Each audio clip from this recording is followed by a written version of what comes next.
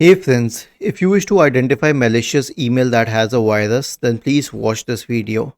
Now, it may or may not have a virus, but this can be very dangerous. So first of all, check for the sender's address. For example, if I wish to know whether this email is genuine or not, I'll click on it. I'll select this option next to me, this downward pointing arrow. I'll check the address. Now, at the end of the address, there would be a name of a domain. If it is gmail.com, hotmail.com, yahoo.com, we know that this is from a person and it is not from an organization. But if it is from an organization, simply open that organization's website and check what it leads to. Okay, so this is going to be very important because this is how you will tell whether this is from a good company or not. But that doesn't mean that it would be a genuine email.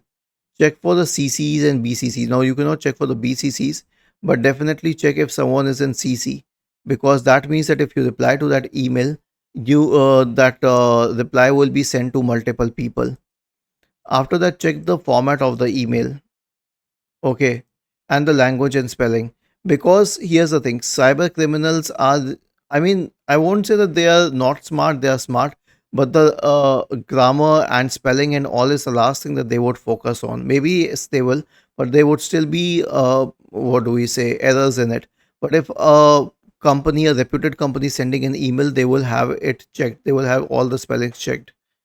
Then search the content of the email. Does it have attachments? Does it show attachments at the bottom here?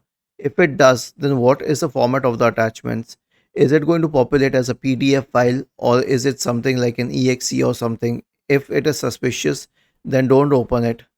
And then follow precautions while opening email attachments. Obviously, whenever I download an attachment and it shows in the download section here, I always notice the extension.